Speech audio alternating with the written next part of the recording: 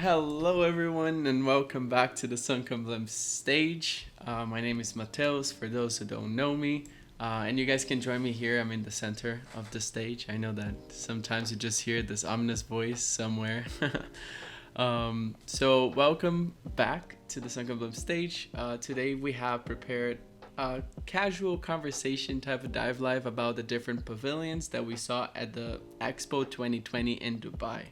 I'm going to do a quick introduction about the Expo itself and what we were doing there, and then I'm going to go into a couple of the pavilions that we saw and some of the interesting techniques that we thought of bringing back to you guys, as to showcase some of these techniques that were very interesting in terms of design, architecture, and thinking about how to build the world as we march towards new issues and new technologies.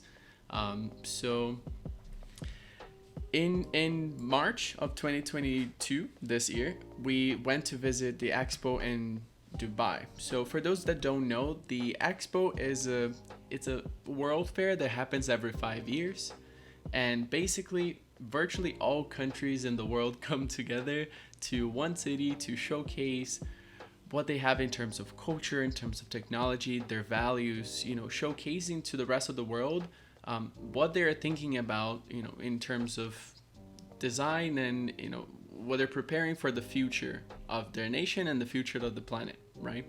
So that's something that happens every 5 years. It was supposed to happen in 2020, and we all know what happened in 2020. And because of the COVID-19 pandemic, you got pushed. So that's why it happened in 2021 and 2022. But that's why they kept the name, and everyone was talking about the Expo 2020, and it's kind of like, oh, did that pass? Is that happening?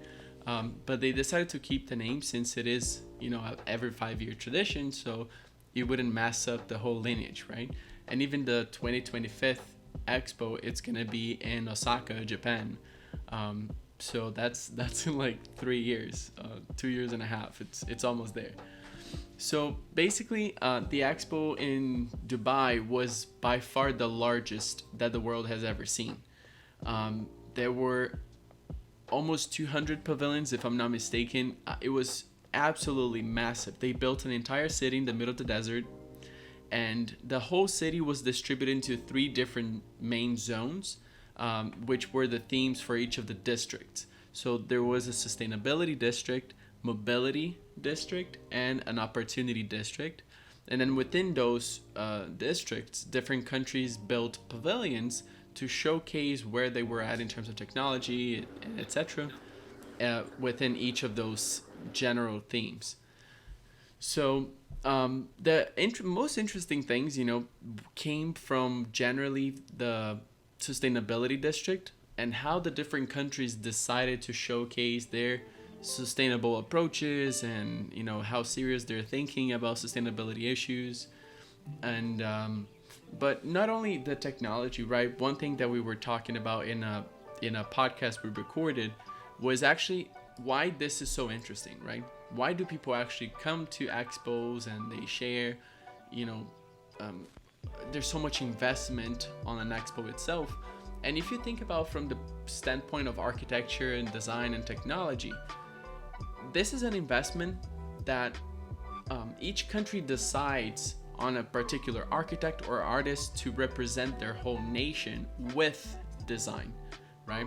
The design and architecture that makes a specific pavilion is showcasing not only what they have best to offer, but also, it has to encompass all the values of a nation, the culture and advancements in technology all into a pavilion, right? From the standpoint of design, this is so interesting because we're always trying to design things that represent a specific thing, or design to showcase values and understanding. So imagine the task of designing to represent a whole country or a whole nation.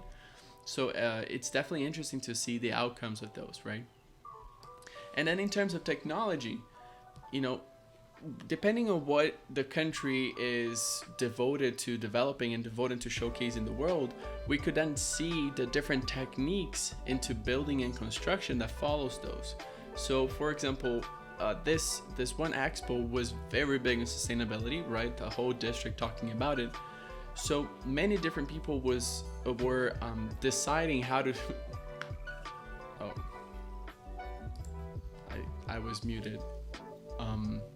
So many different people were deciding how to showcase the different pavilions, not only with the passive systems, but active and different ways of showing sustainability, etc. So what I would like to do is go through the different pavilions that we have picked up and showcased here in the stage, and then after that you guys can ask questions and talk about the specific ones, etc. And then before we go to the different ones, I just want to show the 2 seals that we have prepared for this. So basically I would like to ask you guys afterwards which seal you would like to give to the different pavilions.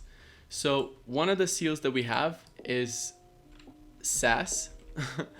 So SAS is the Sunken Blimp approval seal, and usually giving a building SAS would be a negative thing, right? Because you're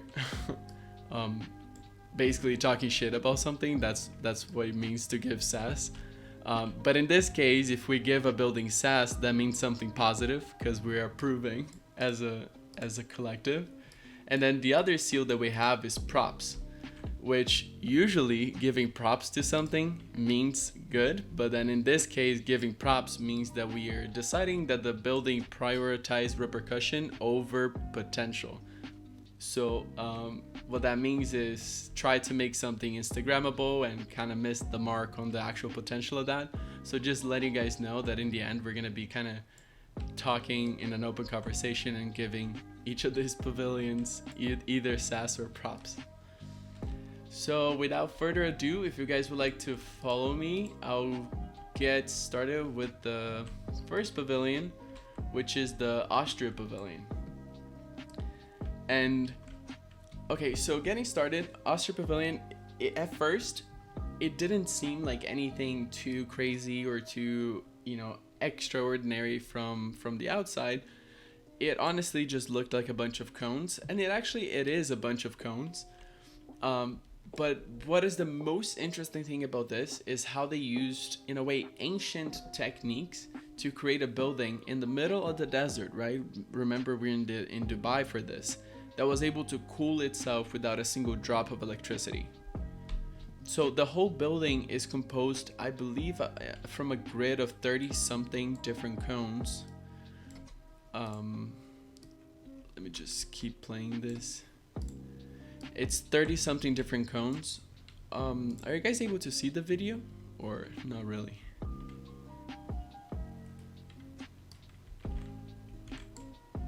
Hello?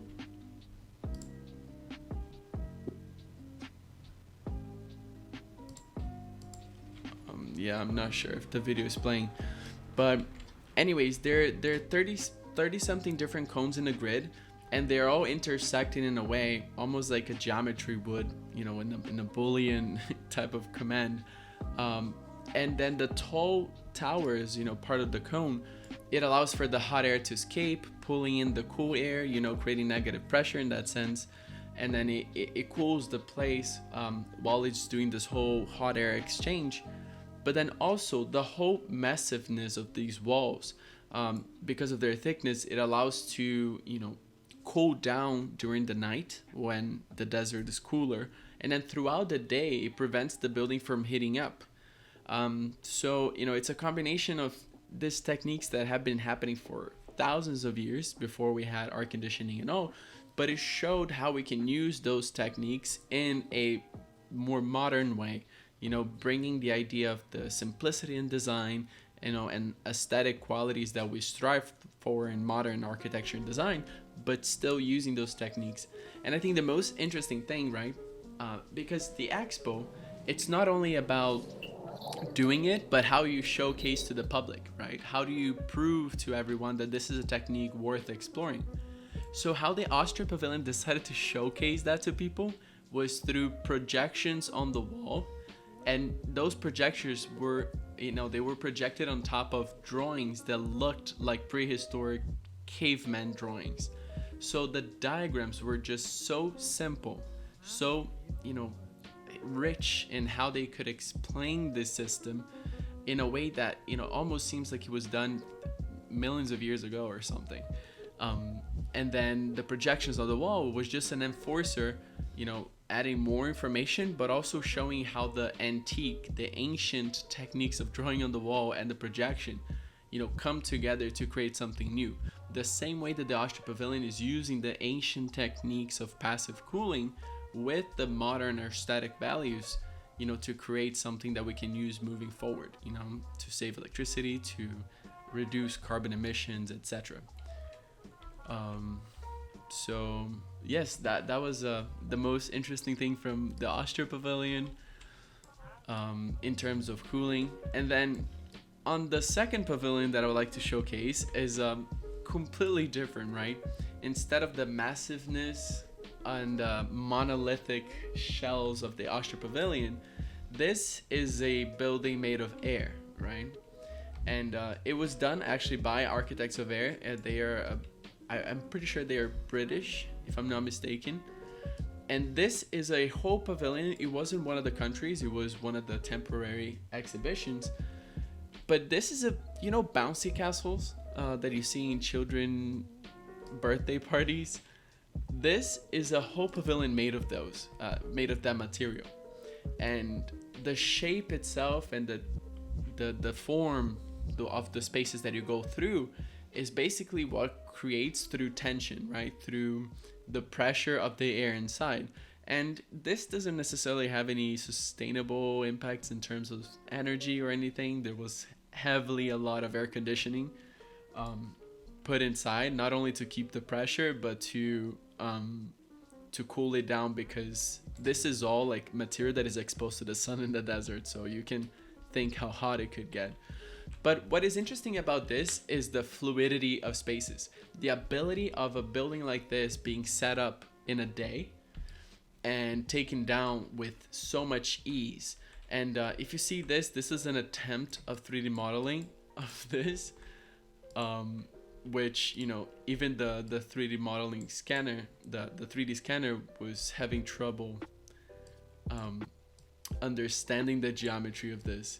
But I would like to showcase, because, you know, being there in person is a whole different experience. So at least you guys being able to see kind of like how this geometry is made from a bouncy castle material and all of these different hallways with something that is so temporary. That means that all of the efforts that we can put towards a building that is monolithic, now we could do some sort of technique where the building moves with you, right? The idea of a poppable solution that we can set up depending on need. And that brings even questions, you know, if we're talking about the future, the idea of pop-up hospitals that happen in case of a disaster and all of that. This technique kind of showed some possibilities of what could happen in terms of design if we are to set up a massive, you know, hospital in case of a tsunami or an earthquake. And the speed that this can be set up. And then in terms of design itself and the quality of the space, I want to bring attention to the colors of this, right? The colors that you guys are seeing, or these lights, they're not electrical lights. They are simply just the color of the material that is translucent enough so the sun that is hitting from the outside is giving all of those different effects of lighting. And that's the beauty of this. The architects that worked on this, they are actually inspired a lot by Gothic architecture and the idea of the stained glasses and the composition of lighting, you know, through the stained glass. That's what they use for the whole lighting of this. So in this case, you know, it just shows a way of doing a interesting space with colors and lighting that is using just the translucency from the sun itself. And then the third pavilion that I'd like to talk about is the German pavilion. So this building was by far one of the most successful in terms of the presentation and how to convince people about what we need to do moving forward as humans, right? And I'm gonna walk through the experience of going through this so you guys can understand. The first thing is, when you're in line waiting to go into this pavilion, They ask you your name, the country you're from, and they give you a little necklace that has a small, let's say a remote controller, that you don't do anything with it, you just carry it throughout the exhibition. But this has a near frequency type of sensor, so whatever you're interacting with and throughout the pavilion, it knows who you are and it collects data about you. So the pavilion itself is massive, and you can see in this 3D scan, it's a full-on building designed by Lava, which is an amazing architecture office. And they split the pavilion into 3 main zones. So there is the clean energy campus, what they called, the city of the future campus, and then the biodiversity campus. And then throughout these, there were a series of games and a series of interactive pieces that taught you something. Even, for example, at the very beginning, it showed the power of ideas, right? The idea that you can think of something new or something different, and how that idea can have a powerful impact in how we do energy, how we do sustainability. And the way that they did that was actually by filling a ball pit, like a swimming pool filled with balls for you to play. And then if you capture one of those balls and you put it in a machine, it would read as if it was a new idea, right? So then you're mixing play and knowledge in a way that kids are running around getting these balls and putting in the machine so they can read, a different idea. And because you're having that necklace that knows where you are, it reads the idea to you in your own language. So that's the powerful thing, you can be from anywhere in the world, and there is going to be some, a voice from your country reading those ideas up to you. And then moving forward, you go through the energy, you go through the city of the future with many different techniques on how to do cities of the future, even from urban farming techniques and elevators that don't use electricity, and elevators that move up, down, sideways, becoming transportation within different buildings, or a network of buildings. So there were so many different techniques within this pavilion itself. And what I would like to bring attention is exactly how to showcase that to the world. And at the very end, there was an exhibition where everyone was just swinging on swings. And then throughout this, it showed data about people that walked with you. So basically showed the percentage of people, from Brazil, the percentage of people from North America, South America, Europe. And then it showed what everyone interacted with throughout the exhibition. So let's say, 36% of South America were interested in the city of the future, farming. And, more people from Asia were interested in, the clean energy. So it really showed what everyone there was doing, and then the choices that we could decide when we're going through this pavilion. So that was a pretty cool way of visualizing data, while we're learning this. And then on our 4th pavilion, this is by far my vote for the SAS award, because the Netherlands pavilion, in my opinion, was the epitome of showcasing sustainability. And because of that, I'm actually going to talk about Terra first, so I don't spoil. So talking about Terra is the main pavilion out of the sustainability district, right? So this is a massive building that has, on total, if I'm not mistaken, 4,620 or something around there solar panels. It's so many solar panels. It produces around 4 gigawatt hour electricity per year, which is absolutely massive, right? And all of these systems are highly sophisticated. All of these trees that you see here, right, in this drawing, these are basically trees that rotate with the sun. So imagine a giant sunflower. So this is very sophisticated and mainly active systems, right? If you look at the oculus in the center here, this is not something cheap or easy to do. It's definitely you know, kind of showcasing, hey, listen, we got enough money to think about this. And that's kind of the problem with this. But at the same time, you showed the best of the best technology of active systems and how we could, as a city, reverse, the energy dependency that we have. There were many ways of, collecting water, things like that. But nonetheless, the building loses a lot of this electricity by providing all of these flashy things that it's trying to show off. Nonetheless, amazing in terms of design, in terms of the technology.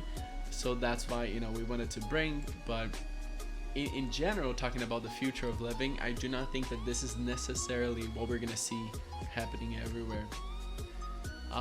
Which brings us to Netherlands, right? The same way that, Terra was being, flashy and showing off, look what we can do. The Netherlands is a humble pavilion that, it doesn't really call attention when you're walking through the streets of the Expo. But it was through exploring this pavilion that I realized that this is sustainability. So there are two main things of this pavilion that are interesting, mentioning in terms of sustainability. One is that the pavilion is providing food, right?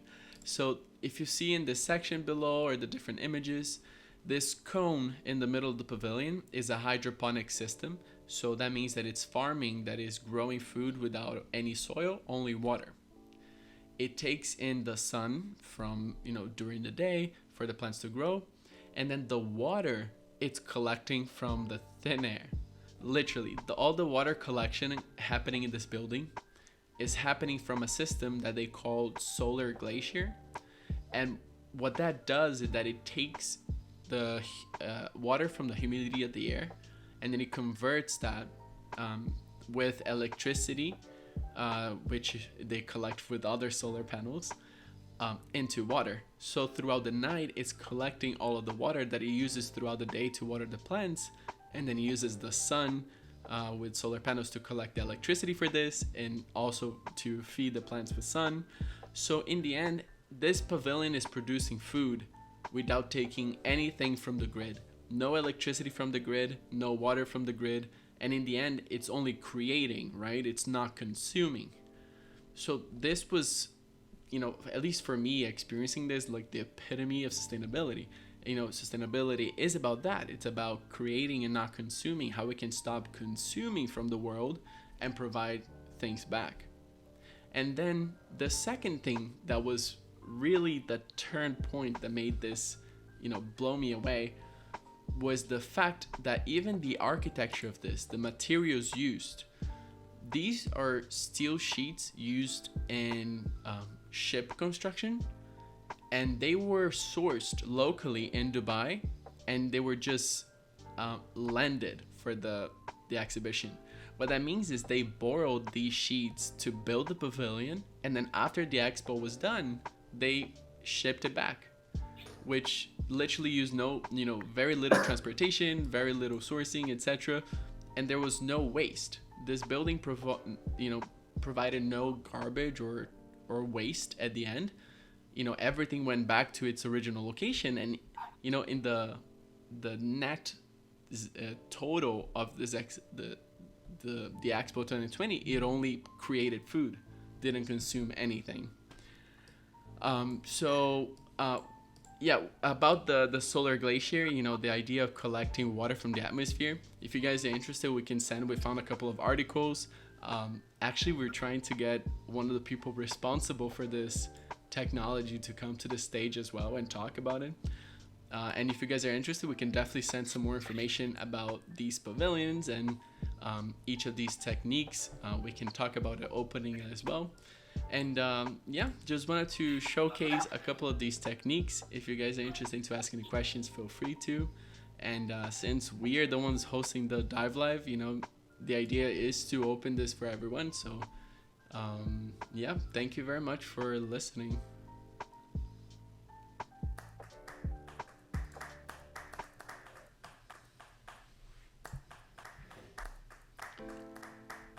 Has anyone here seen any of the pavilions before, or seen any of these techniques?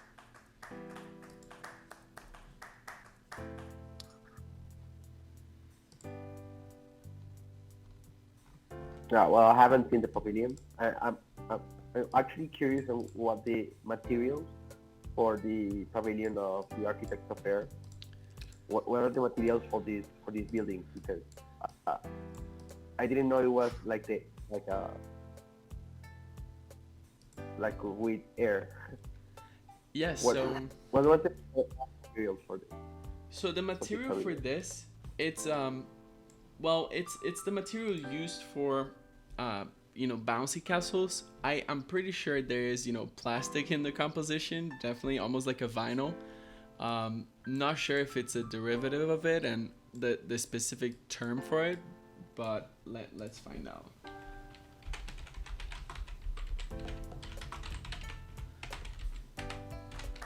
So that means this building was mostly for the show off.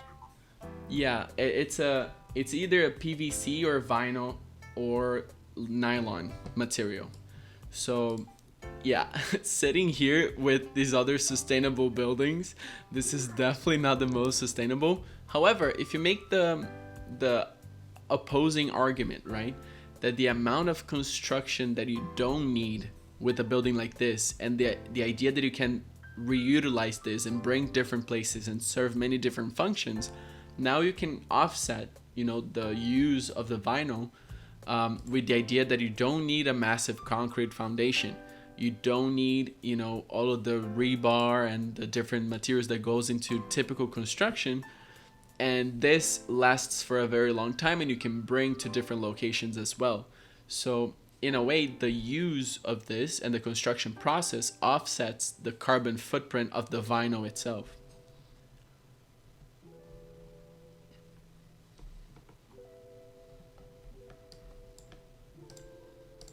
Did that make Okay, sense? it makes sense, of course. My guess is that it will also use a lot of energy, or how is it over there? What kind of mechanism they have to inflate it? And Yeah, of course. And that's the dilemma between, the lighting inside is provided because it is exposed to the sun, right? But that's what you lose in terms of energy, because now all of this sun exposure is not only, it's not only providing light but heating up the building like a hot air balloon. So now you need to offset that by providing, active cooling, which is air conditioning. Now, if we're talking about, I don't know if anyone was here when we were talking about the greenhouse project, the idea of capturing light and transferring that with fiber optics. Now you could do a system that is covered from the sun, and you bring lighting from the outside using, fiber optics or something. So you're lighting up only the necessary part, but still covering the shell, with the passive cooling, for example, that you see at the Austria Pavilion, using something that is massive and able to cool it off, or even the idea of Earthships. And if anyone is interested or haven't heard about Earthships before, it's an amazing technique. It's amazing collection of techniques used to provide a building or a house that is completely detached from the grid. And what a lot of them do is actually digging into the ground. So part of the house is, using the thermal mass of the planet Earth, actually Earth, to keep the building cooled. So a combination of those things, could help the whole case of this being a very energy intense type of building.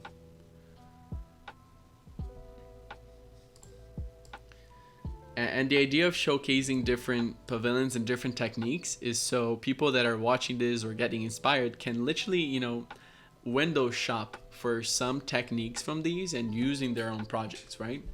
The idea that we're not advertising, hey, future architects or future designers of this planet build something exactly like this.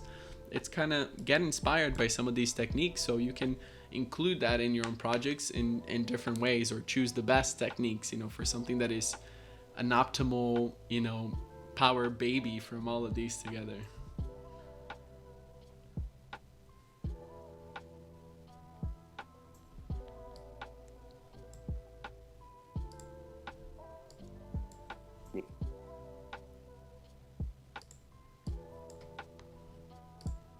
Nice. And are we going to vote on the pavilion? I'm not sure if someone else wants to ask something before that. Yes. So what I will do is allow you guys to move these different seals. So if you guys come to the center stage,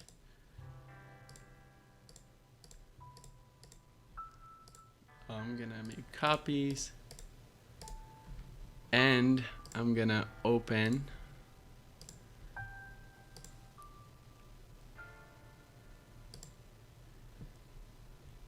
all right. So if you guys click on it and move around with the arrow keys, you can now give a building props or sass, and you can place it in front of it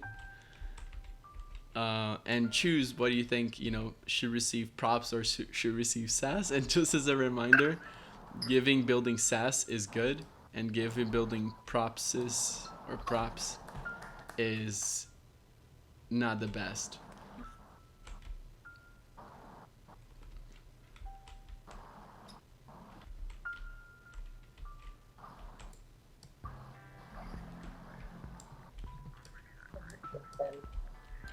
Dicen cajón, tu ropa ya está en los cajones.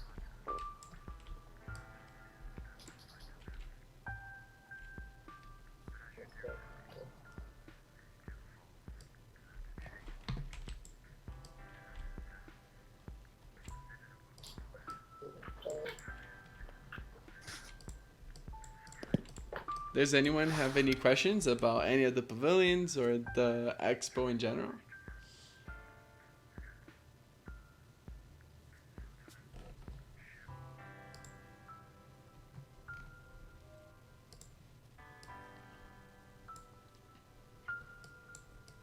And of course that these are only a few of the pavilions. What, Camilo? Hello, Matheus. Are you listening to me? Yes. Okay.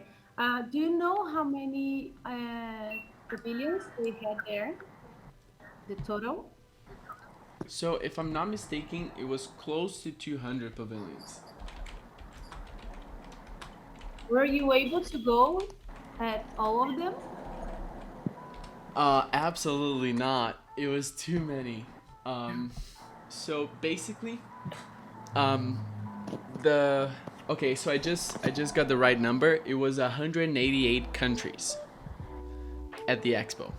So 188 pavilions, right? It is insane how much that is. What? Ay, güey, espera. Oh. So basically, Someone else was with the... yeah, we visited the expo for 7 days straight. So for 7 days we were there from 8 a.m. to 10 p.m. Visiting the different pavilions and going around checking everything. And in each of the pavilions, if you're looking at the details, looking into the construction and the materiality, asking questions and going around, they take a few hours, some of them more and some of them less. But still, if you're rushing through everyone, yes, of course, someone could do it. But even talking to people in charge of the expo that had been there for 6 months, they did not see all of the pavilions. So it's definitely, too much to take in at once, but we did have the chance of visiting, at least the main pavilions with the most amount of things to offer. And these that we're showing here are really just like a few hand-picked ones. And there are many other great ones that I would like to talk about at some point, such as the Japanese pavilion, which was mind-blowing, Belgium, Switzerland, Egypt, Saudi Arabia was actually fantastic as well.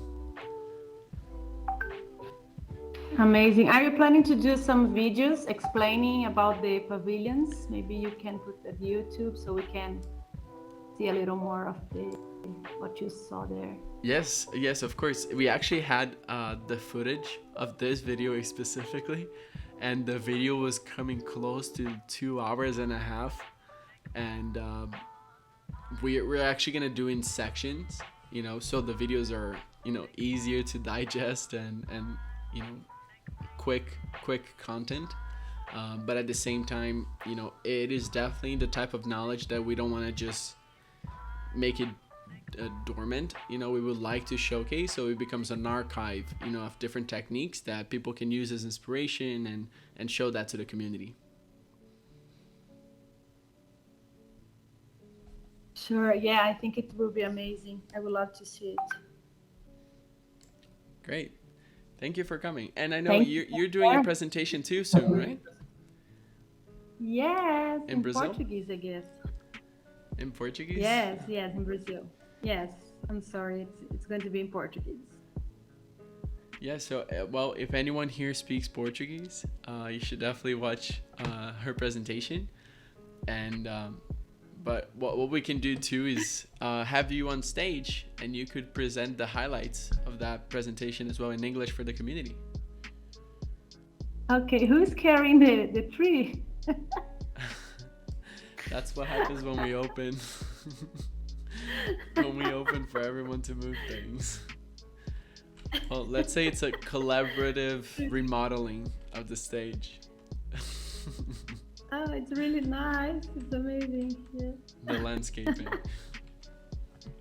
Yeah. Thank you so much, Matheus. Yes, of course. Yeah, I always see two votes with that side. One for Austria and one for the Netherlands.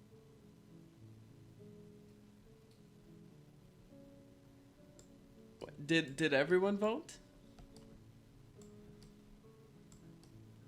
Anyone want to vote on the video? Okay. No, I think I missed. Should we vote? What you said? You want to, yeah. Yes, so let's see. Right now we have a couple of buildings that received SAS and okay, so Austria received one SAS CO. Who put this one here? I did. You did? Why did you select this one? Like the way they did in the wall, it looks like a connected kind of thing. It's more like earthen kind of. All right. Yeah, I see that. I personally gave the props one to Architects of Air. Even though, okay, and the idea of props, right, is that it prioritizes repercussion over potential. And like we were saying, it is an amazing space, but it does lack on the sustainable and some elements that could be better. So in a way, it does make it a very interesting building. And even that's the video that I don't show you guys, but we record a video just like I put rave type music in the speaker of my phone, and we were like dancing inside of the pavilion until someone kicked us out. So it was definitely this in an event or a festival, it would be a hit for sure. Yeah. So that's why I put out the props to the Terra Pavilion, because it is a well display more than a sustainability pavilion. Actually, it is as many buildings in Dubai and United Arab Emirates. It's kind of like a well display more than anything, right? So even if it has an insane amount of solar panels, I mean, still I think it's kind of like a waste. And yeah, you said this Architects of Air building actually uses way less materials than Right? Yeah, for sure. And I gave pass to the Netherlands Pavilion, like by far, that's the more people. And I also thought of giving props to the German Pavilion because it just showcases like data collection technology and data visualization technology that we already know and have, like NFC. NFC technology has been around for quite a few years, and data visualization tools as well. So that's what I almost gave the props to the German Pavilion, but I ended up giving them to Sarah. All right. Yeah, and that was a comment that we've seen even there talking to people, right? It is a great building, but nonetheless a building and not necessarily a pavilion that is easily dismantled, right?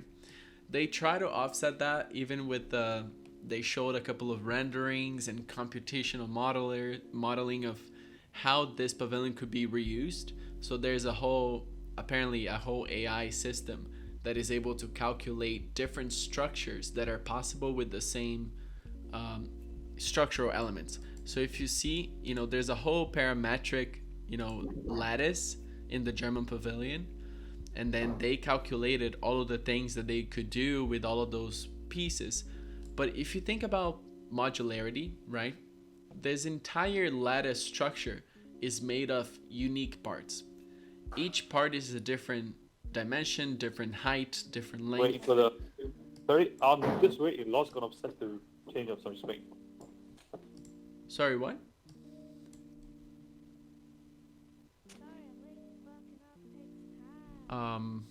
Hello? The Archist, did you say something?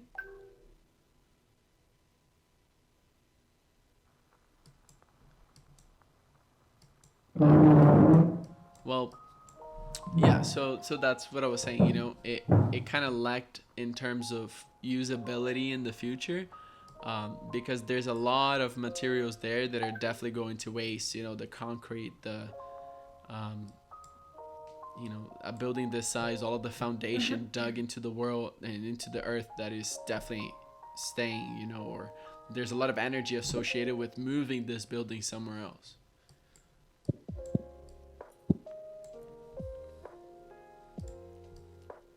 But yeah, would anyone like to explain the sass or the props that they gave to some of the buildings?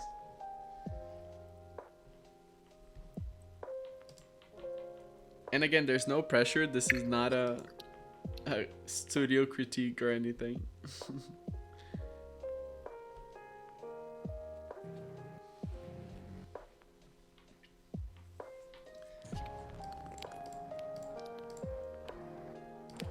All right.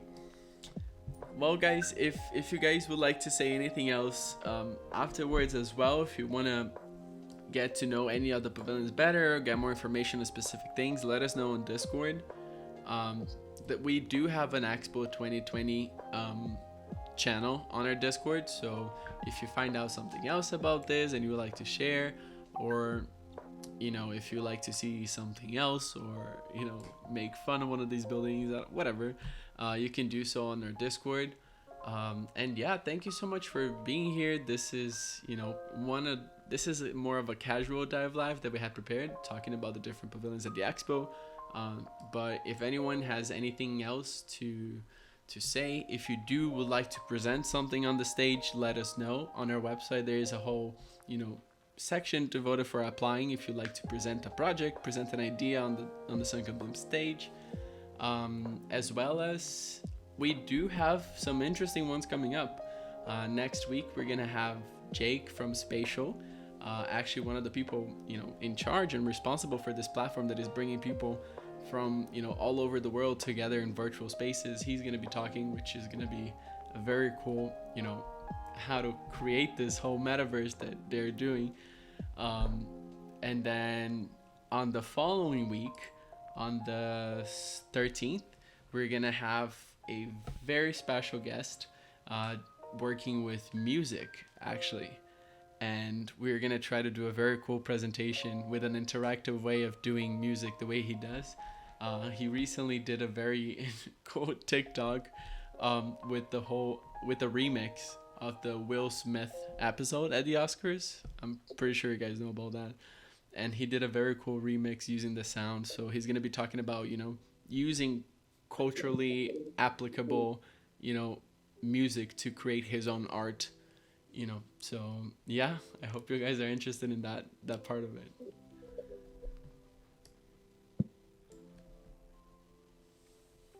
All right, so thank you everyone for joining us. I hope you guys have a beautifully amazing Friday, and I'll catch you guys soon next week on the stage or on Discord. Hit us up, talk to us, and yes, the stage is gonna be open if you want to invite people throughout this weekend to see the Expo pavilions. All right.